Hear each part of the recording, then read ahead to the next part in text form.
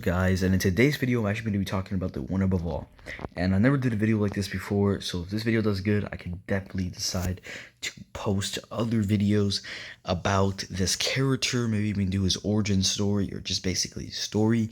If you guys don't know, the one above all is basically the god of the Marvel Universe. Now, basically, the reason why I'm going to be making this video is I'm going to be talking about the story of the one above all and how strong the one above all is. So if you guys enjoyed this video, don't forget to like, subscribe, turn notifications on, and yeah. So to understand the power of the one above all, you have to understand that other people or other celestial powers that the other basically gods have inside the Marvel Universe. Now, there's actually a lot more people in the Marvel Universe to represent a godlike figure, and one of the most strongest characters in the entire Marvel Universe is actually, well, the Beyonder. Just by his name, you can clearly tell he's a very dominant figure in the Marvel Universe, and actually is probably the second or third strongest figure in the Marvel Universe. Doesn't necessarily mean he's more powerful than the one above all, but he is nigh omnipotent, which makes him nearly as powerful as the one above all. Now, to understand the one above all, I'm going to have to talk about some other characters that are way stronger than him, way weaker than him, and you're just going to have to understand his power level by me explaining these characters. If the Beyonder wasn't already more powerful than almost every being in the multiverse, imagine somebody that is 35 times stronger than him. So that's basically it, guys. The Beyonder and a whole bunch of other list of Celestials, such as Mistress Death and the Eternals, and the Eternals are not really even in the Marvel Universe, or actually they are. I think the Marvel Universe. Yeah. So it's just like there's a whole bunch of people that are just as strong as the Beyonder, but not as strong as the one above all. Now, the one above all appears in many ways. He appears as a woman, he appears as a man, he appears as, well, as it seems, he appears usually as a man, but he is literally everything and anything at any time and any given time. So it's quite literally very extremely hard to actually say how strong the one above all is, because nobody can actually calculate his strength. But I could definitely go ahead and say to you guys, it is one of the most strongest characters in the multiverse. Actually is the strongest character in the Marvel multiverse. Now, the one above all is one of the most prominent figures of all time in the Marvel Cinematic Universe. He usually appears in the comic books, but he's never appeared more than 14 times. And in those 14 times, he has really not shown any of his powers while he's been inside them. He's talked to people, he's even talked to Spider-Man, but he's never really shown his true intentions and his true power. And one above all is this omnipotent being with omnipotent power. He could do anything he imagines, alright? Anything he has to put his mind to, he can do it, okay? He doesn't even have to think of it for him to do something. And I think that's one of the biggest powers of being omnipotent, and one of the biggest powers that one above all has. He might be an omnipotent being, but he's beyond the word omnipotent, just because he could do anything anything he wants without even thinking of it. But the Beyonder and people like the Beyonders and Eternal and Mistress Death, they always had to think of something before they do something, and they all are almost omnipotent beings. They're all nigh omnipotent. So that kind of explores already how strong the one above all is.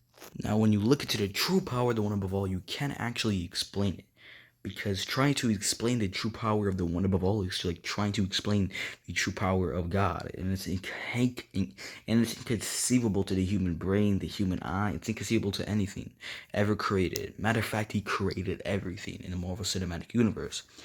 Also, the Omniverse, which in many cases, he is the god of the Omniverse.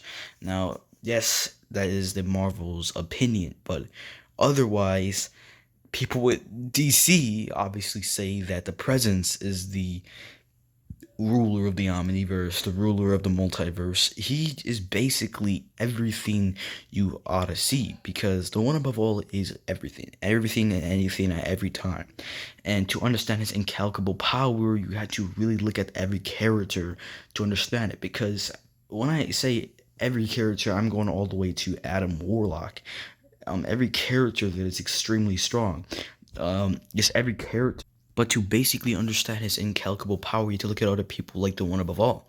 And the one above all, I mean, the Living Tribune, and the Living Tribune is basically God's right hand man. He has the power of everybody in the multiverse, in the Marvel multiverse, and is the keeper of the multiverse. He basically checks if every magic and every sorcery, just power ever created, and every character in the Marvel universe is basically limited, because he doesn't want to have somebody that is as strong as the one above all living, especially if they're not good people that have good attentions to the whole entire omniverse or the multiverse.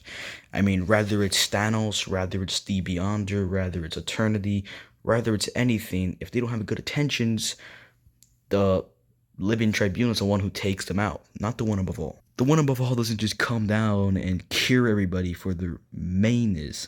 He usually leaves that opportunity up down to the Living Tribune, because the Living Tribune is basically also the god in that universe, because he's the one that really does do everything, when the one above all just sits back and simply watches it all go. Because the Living Tribune doesn't have to do nothing. I mean, the one above all doesn't have to do nothing, because if he does, it just will be so easy. I mean, he wouldn't have to think. That's why he'll never be in the MCU, like a movie at least, because he never will have to think. He never will have to use his actual brain to do something, because he doesn't see a reason to. I mean, his power is incalculable. There is no being in the multiverse ever to be created in the Marvel multiverse or the Omniverse that has ever even came close to even landed a hit on him or making him bleed, because it is impossible, and you cannot make him bleed, because if you make God bleed, then how can you believe in God? You know, it's one of the biggest lines ever made inside any Marvel movie. If you make God bleed, how can you believe in God? I mean, he's not all this omnipotent being. He's not the ruler of everything. He's simply just a god, just a normal god that bleeds on a daily basis. I mean, that's one of the worst things that God himself could ever actually see. So that's why I believe he is the strongest character in the Marvel multiverse and the Omniverse. But that's just my opinion. You guys probably don't think he is, but let's get back into the video. Now let's look at people like Thor, the god of thunder, Odin's right-hand man, or even Odin's son. These people are 10 times weaker than God. I mean, they don't even stand on the one above all's position, because it's impossible. They can never reach that. So looking at Thor, you have to look at some people like Adam Warlock. Adam Warlock is basically kind of like the Living Tribune, and even he has not even the same strength as the one above all. He's, statistically speaking, almost as strong as every being in the multiverse, and the very fact that he's not as strong as the one above all, as it is explained in many comics, he's not even as strong as the one above all, means that the one above all is stronger than almost a being that is strong enough to destroy everything. So that just kind of proves already how strong he is. I would go so far to say that there's only one thing that even matters about his powers, and that is the power that he can do anything he puts his mind to. There's never been anybody in any comic book, in anything in general, that has ever defeated him. And even if Marvel tried to make a character that is stronger than him, they will fail miserably, because you can't make a character stronger than God. It's just not possible. There is no being that has ever been seen in the entire omniverse, the multiverse, the universe, that has been stronger than the one of all. If you guys enjoyed this video, don't forget to like, subscribe, turn notifications on, and yeah, peace.